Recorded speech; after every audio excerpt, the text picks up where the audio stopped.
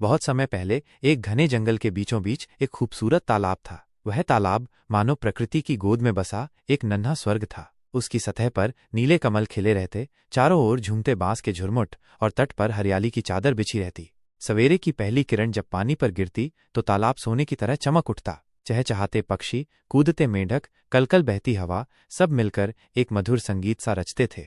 इसी तालाब के किनारे एक बूढ़ा कछुआ रहता था, कंठू। कंठू के कड़े खोल पर समय की रेखाएं उकेरी थीं, उसकी आंखों में गहरी समझदारी थी। उसने न जाने कितने मौसमों को आते जाते देखा था। हर सुबह वो अपने पसंदीदा पत्थर पर बैठ जाता, आंखें बंद कर सूरज की गर्मी का आनंद लेता और तालाब की सरसराहट सुनता। उसके लिए यह तालाब केवल पानी का स्रोत नहीं था, यह उसका घर, उसका संसार था। एक दिन जब सूरज धीरे धीरे पश्चिम की ओर झुक रहा था, कंठू ने तालाब के किनारे एक अजीब सी हलचल देखी। एक छोटा बत्तख का बच्चा पीले फाहे जैसा घबराया हुआ इधर उधर दौड़ रहा था। कंठू ने धीरे धीरे उसके पास रेंगते हुए पूछा, कंठू, नरम आवाज में, ए बच्चा, तुम इतने परेशान क्यों हो? बत्तख का बच्चा हकलाते हुए, मैं अपनी माँ से बिछड़ गया हूँ, मैं बहुत डर रहा हूँ। कंठू ने अपनी गर्दन को हल्के से झुकाया और मुस्कुराते हुए कहा, कंठू, डरो मत, जब तक मैं यहाँ हूँ तुम्हें कुछ नहीं होगा। कंठू ने उसे अपने पास बैठाया और तालाब के दूसरे जीवों को बुलाकर कहा, कंठू मित्रों, यह छोटा बच्चा खो गया है, क्या हम सब मिलकर इसे इसकी माँ से मिलाने में मदद कर सकते हैं? सभी ने एक स्वर में कहा, मेंढक, मछलियां और पक्षी। हाँ जरूर, हम इसकी मदद करेंगे। जल्दी ही सब मिलकर तालाब के चारों ओर उसकी माँ को खोजने लगे। मछलियां पानी के भीतर तैरतीं, मेंढक किनारों पर फुदकते और बगुले आसमान से निगरानी करते। कुछ ही देर में एक तरफ से आवाज आई, बगुला, ये रही इसकी माँ। बत्तख की माँ ने अपने बच्चे को गले से लगा लिया, उसकी आंखों में आंसू थे। बत्तख की माँ रोते हुए, तुम ठीक हो मेरे लाल, धन्यवाद कंठू, तुम्हारा ये उपकार मैं कभी नहीं भूलूंगी।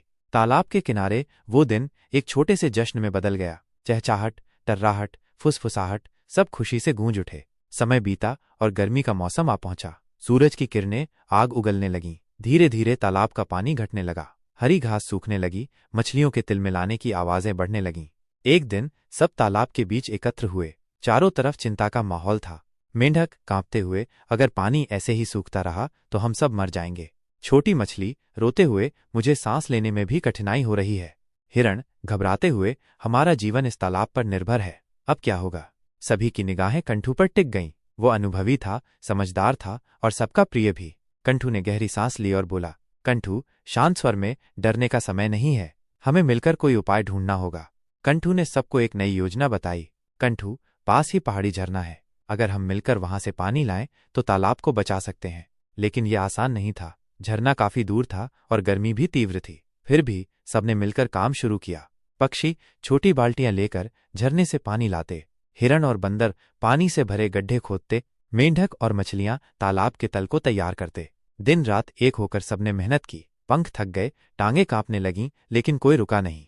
कंठू भी अपनी धीमी चाल के बावजूद मिट्टी हटाने में लगा रहा। उसके चेहरे पर थकान थी, लेकिन आंखों में उम्मीद की चमक भी। बत्तख का बच्चा, जो अब थोड़ा बड़ा हो चुका था, बोला, बत्तख, कंठू बाबा, हम थक गए हैं, लेकिन हम हार नहीं मानेंगे, आपने हमें सिखाया है। कंठू मुस्कुराया और धीमे से कहा, कंठू, बिल्कुल बच्चे, कठिनाइयां हमें मजबूत बनाती हैं। अंततः सबकी मेहनत रंग लाई। धीरे धीरे तालाब फिर से पानी से भरने लगा। मछलियां खुशी से पानी में छलांग लगाने लगीं, मेंढक टर्राने लगे और चारों ओर फिर से हरियाली लौट आई। एक शाम जब सूरज अस्त हो रहा था और तालाब के जल पर सुनहरी रोशनी बिखर रही थी, सब जानवर तालाब के किनारे इकट्ठा हुए। कंठू, बूढ़ा लेकिन मुस्कुराता हुआ, सबके सामने आया। हिरण, यह तालाब आपकी वजह से जिंदा है कंठू बाबा। मछलियां, आपने हमें सिखाया कि एकता से हर कठिनाई को पार किया जा सकता है।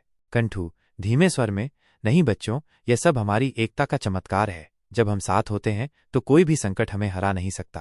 तालाब के किनारे सबने मिलकर नृत्य किया, गीत गाए। उस रात चांद की चांदनी में तालाब फिर से एक नन्हा स्वर्ग बन गया। दोस्तों, अगर आपको हमारा वीडियो पसंद आया हो तो हमारे YouTube चैनलों कार्टून हाउस को लाइक, कमेंट और सब्सक्राइब करें।